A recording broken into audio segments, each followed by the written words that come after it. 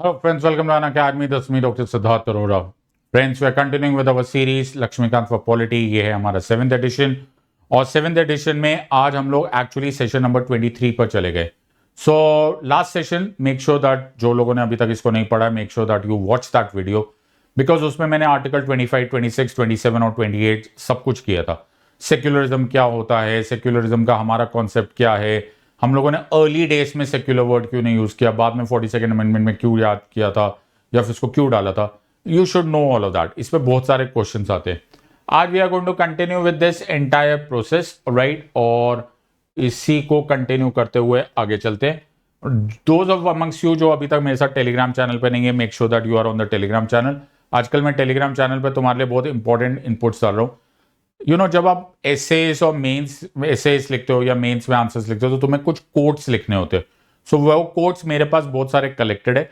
मैं उनको every day in conceptual and relevant form तुम्हारे साथ टेलीग्राम चैनल पे शेयर करूंगा. उसको तुम लिखते चले जाना. जिस दिन तुम्हें मेंस में आंसर लिखने में वो बहुत काम आएगा. इंश्योर दैट आप इस कोड को स्कैन कर लो या फिर इस एड्रेस पर आकर make sure that you are a part of it. ये जो सीरीज आएगी ये every Tuesday, Thursday and Saturday आएगी. जो in the intervening time period होता है वहां पर आराम से बैठा मत करो. Make sure that you keep revising. बहुत सारे लोगों को यही दुख होता है कि सर कोर्स कब खत्म होगा, कोर्स कब खत्म होगा. कोर्स खत्म होने का कोई जादू नहीं होता, जादू है रिविजन में. सो मेक श्योर कि जो यहाँ पे पढ़ रहे हो उसको फटाफट रिवाइज करो, वहीं से तुम्हें फायदा होने शुरू हो जाएगा. सो आज जो हम लोग स्टार्ट करें राइट, वो पहले एक बड़ा इंपॉर्टेंट तुम्हारे लिए अनाउंसमेंट है. 11 अक्टूबर 11 अक्टूबर से मेरा ब्रांड न्यू कोर्स लॉन्च हो रहा है, कॉम्प्रिहेंसिव कोर्स इन पॉलिटी. अगर आप ज्वाइन करना चाहते हो तो ये बहुत अच्छा मौका है अनअकैडमी ज्वाइन करने का. इस कोड को स्कैन करो, जहां पर तुम्हें पहुंचा देगा ये कोड स्कैन करते ही वहां पर सिड लाइव कोड यूज करना SIDLIVE और तुम्हें ह्यूज डिस्काउंट मिलेगा.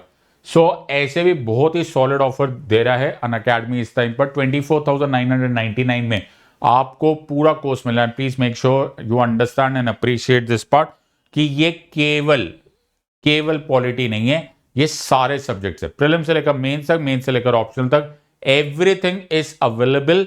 मेक श्योर कि ये इस फायदा उठा लो. इससे सस्ता और क्या मिलेगा. सो रीजनेबल प्राइसेस है, गो फॉर इट.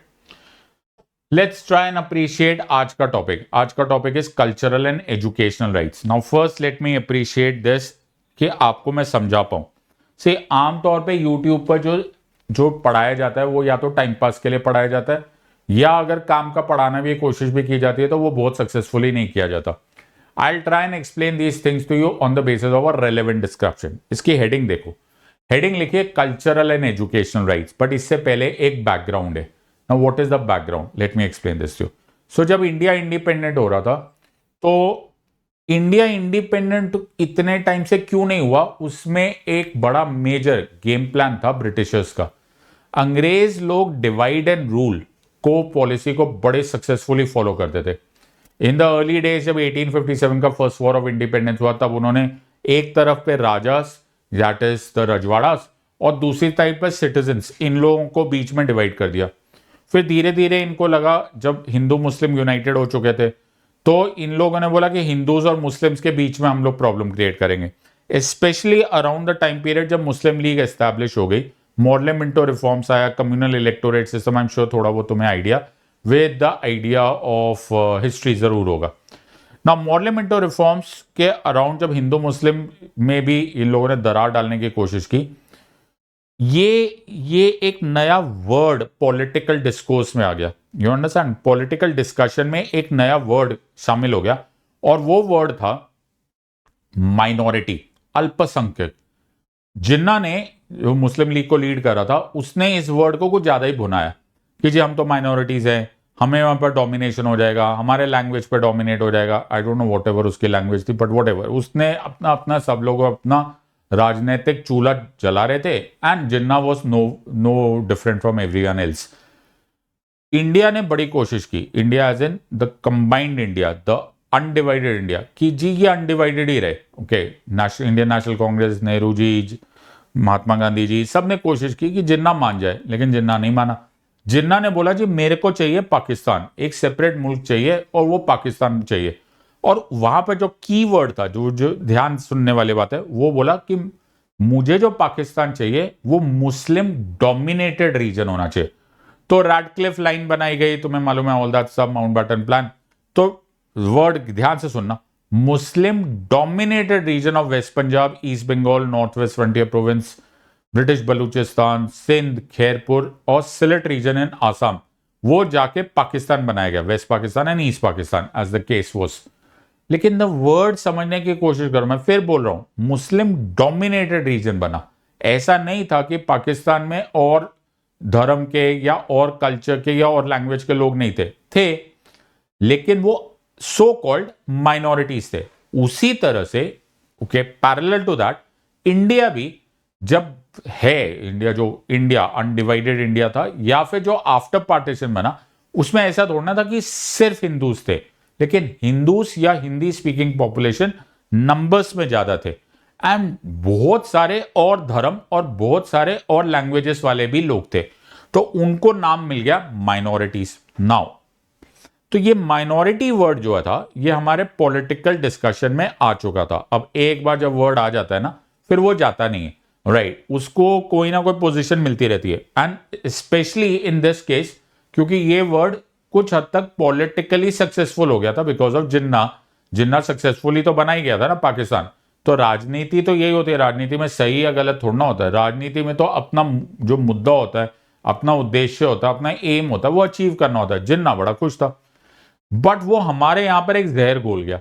ओके, अब the founding fathers of the constitution, जब कॉन्स्टिट्यूएंट असेंबली डिबेट्स में डिस्कशन हो रहा था, so during the course of those debates ये भी इंपॉर्टेंट हो गया that we address the concerns. अभी कुछ हुआ नहीं है, ना हमारा इरादा है कुछ गलत करने का, लेकिन the address the concerns of other religion and cultural and linguistic minorities कि यार आपके साथ कुछ गलत नहीं होने वाला ना, डिस्पाइट द फैक्ट कि Hindus are more in number, despite the fact that Hindi speaking population is more in number, लेकिन कल्चरली एंड एजुकेशनली ये जो राइट्स माने गए हैं, ये actually cultural and educational right से ज्यादा, और नाम के तो कल्चरल एंड एजुकेशनल राइट्स है, but they are actually for protection of religious and linguistic minorities. मैं समझा पाया, आई होप तुमको, कि ये एक्चुअली उन सब लोगों के लिए है, उन सबको प्रोटेक्शन के लिए है जो अल्पसंख्यक है। So cultural and educational rights नाम रखा जरूर गया, but these are religious and linguistic minorities को प्रोटेक्ट करने के लिए। इसके लिए दो फंडामेंटल राइट्स डाले गए, दो फंडामेंटल राइट्स, मौलिक अधिकार। So we were very clear about it and we were very very transparent about it कि बाबा कुछ गलत नहीं होने वाला। सो पहला जो डाला गया वो डाला आर्टिकल 29 और दूसरा डाला वो था article 30। Now there is a interesting definition है। First let me explain this to you in as short forms as possible. ध्यान से सुनना। तो आर्टिकल 29 क्या बोलता है? आर्टिकल 29 बोलता है एनी सिटीजन, ध्यान से सुनना, कोई भी नागरिक या any section of citizens, any group of citizens, either within India, पूरा इंडिया, और अ पार्ट ऑफ इंडिया, किसी इंडिया के भाग में। मैं फिर रिपीट करता हूं, any citizen, any section of citizens within India और a part of India having a distinct language, script और कल्चर। वर्ड क्या मैंने बोला? द डिस्टिंक्ट लैंग्वेज, स्क्रिप्ट और culture shall have the right to conserve the same. तो article 29 बोल रहे citizens, sections of citizens in India, part of India, having a distinct language, script or culture shall have the right to conserve the same. बाबा लेकिन करोगे कैसे? How will you protect this? How will you conserve this? उसके लिए लिखा गया है article 30। Article 30 बोलता है वेदर बेस्ड ऑन रिलीजन और लैंग्वेज तुम अपने एजुकेशनल इंस्टीट्यूशन बना सकते हो। Let me give you an example. For example Punjabi है, राइट? तो अब distinct language, script and culture है, बिल्कुल सही बात है, तो आप अपना खालसा स्कूल खोल लो, कॉन्वेंट्स खोल सकते हो अगर आप क्रिश्चियंस हो, मदरसास अगर आप मुस्लिम्स हो, so on and so fourth. So article 29 और आर्टिकल 30 में ये एक बड़ा मेजर कॉम्बिनेशन है। जब मैं पढ़ाता हूं तो मैं इसलिए ऐसे बोलता हूं कि 29 में तुम्हें आजादी दे दी है कि तुम डिस्टिंक्ट लैंग्वेज, स्क्रिप्ट और कल्चर को बचा लो, और 30 तुम्हें बता रहा है कि उसको करना कैसे। लेकिन there is a very major issue that you must all appreciate. क्या इशू है सर? इशू ये है दैट द टर्म माइनॉरिटी कहीं यूज नहीं किया गया, इनफैक्ट डिफाइन नहीं किया गया, it has been left undefined. Sir ये क्या बात हुई? देखो माइनॉरिटी लिखा हुआ है, तुमने माइनॉरिटी समझा कि हाँ यार no one will be hurting your minority, religious and linguistic minorities, लेकिन माइनॉरिटी मतलब क्या ये कहीं डिफाइंड नहीं है in the constitution. So article 29 में, आर्टिकल 30 में राइट्स ऑफ माइनॉरिटीज है, लेकिन माइनॉरिटीज क्या है ये किसी को नहीं पता। नाउ मैं एक और बार रिपीट कर रहा हूं just for you to wrap your head around it. मैंने बोला section of citizens, any citizen or a section of citizens having a distinct language, script or culture shall have the right to conserve the same. That's it. और कुछ नहीं लिखा हुआ, nothing else about it has been written about this part. So यहां पर sir एक situation हो गई, let me explain this to you. क्या मैं ये बात बोल सकता हूं कि हिंदूज या फिर हिंदी स्पीकिंग पॉपुलेशन को भी आप बोल सकते हो कि माइनॉरिटीज हो? Can you explain this to you?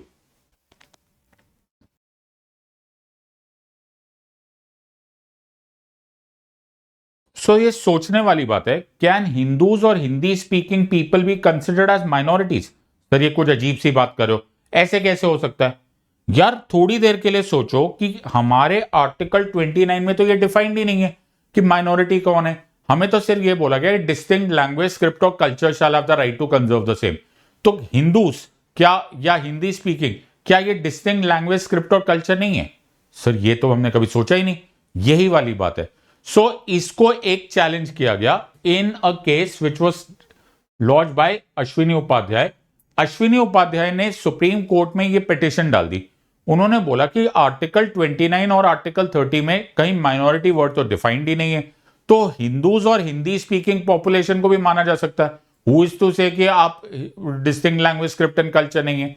तो सुप्रीम कोर्ट ने यही क्वेश्चन सरकार से पूछा और सरकार को बोला कि सरकार तुम बताओ सेंट्रल गवर्नमेंट कि जब माइनॉरिटी वर्ड डिफाइंड ही नहीं है तो फिर कैसे हो सकता है? Now let me explain this to you. थोड़ी देर के लिए सुप्रीम कोर्ट का थॉट प्रोसेस और सेंट्रल गवर्नमेंट का थॉट प्रोसेस सोचो। सुप्रीम कोर्ट ने बोला कि एक जनरल मीनिंग भी तो होता है ना, माइनॉरिटी मतलब कम होने नंबर में, अल्पसंख्यक। लेकिन आर्टिकल 29 को ध्यान से सुनो, वहां पे लिखा है पार्ट ऑफ इंडिया और इंडिया। अब पार्ट इंडिया में तो हिंदूज और हिंदी स्पीकिंग पॉपुलेशन ज्यादा नंबर में, there is no ifs and buts about it. But Punjab में चलो, पंजाब में हिंदी स्पीकिंग पॉपुलेशन कम होगी। नागालैंड चलो, नागालैंड में हिंदूज ही कम होंगे as oppose to Christians.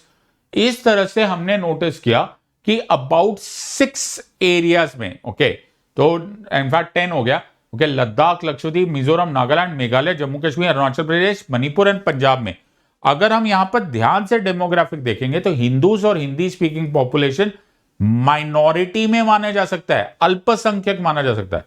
But then the central government said no, okay, central government said no. एक लॉ है जिसे बोला जाता है national commission of minorities act, उसका सेक्शन 2 सब क्लॉज सी ये बात बोलता है कि किसी भी हाल में अंडर एनी सर्कमस्टांसेस जिसको गवर्नमेंट ने, सेंट्रल गवर्नमेंट ने फैसला कर दिया वो ऑटोमेटिकली माइनॉरिटी हो जाएगा। There is no ifs and buts about it. So directly देखो चाहे इनडायरेक्टली देखो, it is the central government choice. तो पहले Buddhist, Jain, Sikhs, Christians, sorry Buddhist, Christians, Parsis और Muslims, they were the ones who were considered as minorities. So अब जैन्स को भी 2014 onwards उनको भी माइनॉरिटीज में इंक्लूड कर लिया गया। So Muslims, Buddhist, Jain, Sikhs, Christians and Parsis ये सारे के सारे अब माइनॉरिटी है। क्यों है? क्योंकि सेंट्रल गवर्नमेंट ने यह फैसला कर लिया according to the powers vested in them by section 2 sub clause C कि they are the minorities. Now यहां पर क्वेश्चन आ जाता है कि कितना इंपॉर्टेंट होता है आपको फाइन लाइन पढ़ना। ये छोटी बात नहीं होती, आप कुछ चीज को डिफाइन करते हो और उसको डेफिनेशन में नहीं डालते हो, इट लीव्स द पूरा का पूरा डिवीजन। सोचने वाली बात जो मैंने क्वेश्चन पूछा, हिंदू और हिंदी स्पीकिंग पॉपुलेशन माइनॉरिटी है या नहीं है, तुम्हारे पास एक जबरदस्त आंसर होना चाहिए और फिर यह बात बताना चाहिए कि सेक्शन 2 सब क्लॉज सी जो है वही फैसला करेगा कि ये माइनॉरिटी है या नहीं। तो अश्विनी उपाध्याय का केस, ये पूरा का पूरा इंपॉर्टेंट कॉन्सेप्ट में तुमको पूछा जा सकता है. Make sure that you know an answer. Obviously as of now अभी तक मैटर्स सेटल्ड है, there is no ifs and buts about it. आज यही माइनॉरिटीज माने जाते हैं, लेकिन एक तरफ से क्वेश्चन पूछा जाता है. तो एक करंट अफेयर अगर तुम थोड़ा सा ध्यान से देखोगे कि सेंट्रल गवर्नमेंट इस बात पर अभी थोड़ा सा विचार विमर्श कर रही है कि क्या हम स्टेट्स को अलाउ कर सकते हैं, अलग अलग स्टेट्स को अलाउ कर सकते हैं कि वो अपने अपने स्टेट्स, अपने अपने टेरिटरीज में माइनॉरिटीज को डिफाइन करे, और वो एक बहुत बड़ा इवेंट होगा. बट ये सब जानने के लिए तुम्हें कॉन्स्टिट्यूशन मालूम होना चाहिए. ये सब जानने के लिए तुम्हें मालूम होना चाहिए कि देयर इज अ प्रॉब्लम, और rather there is a question erupting out of article 29 and article 30. Article 30 में एक कॉन्सेप्ट और तुम्हें मालूम होना चाहिए. आर्टिकल 30 में बोला जाता है कि किसी भी माइनॉरिटी को, चाहे वो रिलीजियस और या लिंग्विस्टिक माइनॉरिटी है, उसको इस बात पे भेदभाव नहीं किया जा सकता कि वो एक माइनॉरिटी है while the government is funding them. तो मान के चलो एक माइनॉरिटी है जिसकी सिर्फ 2% पॉपुलेशन है, और बाकी एक और है जिसके पास 80% पॉपुलेशन है, लेकिन while granting fund central government इसके बेसिस पर फैसला नहीं कर सकती कि ये तो केवल माइनॉरिटी है, छोड़ो इसको, इसको कौन छोड़, इसको कोई फंडिंग की जरूरत नहीं. No, article 30 is very clear about it. There shall be no discrimination only on the grounds that a particular party or a particular group is a religious or linguistic minority while granting funds. तो I hope तुम्हें समझ में आया. मैंने 2 ही articles पढ़ाए और कितने सारे डिस्कशंस इसमें से निकल आ सकते हैं. ऐसी डिस्कशंस तब ज्यादा कारगर होती है, ज्यादा सक्सेसफुल होती है जब हम 1-to-1 पढ़ते. सो मेक श्योर दैट तुम हमारे साथ ज्वाइन करो, और बड़ा मजा आता है. वो एक अलग ही एनवायरमेंट होता है. I will be very very happy to teach you. So हमारा 29 एंड 30 हो गया. Let's look at article 32 in the next one, which is a very important article. I hope you have enjoyed this. Make sure that you keep revising until the next time. Until next time, God bless, thank you, and Jai Hind.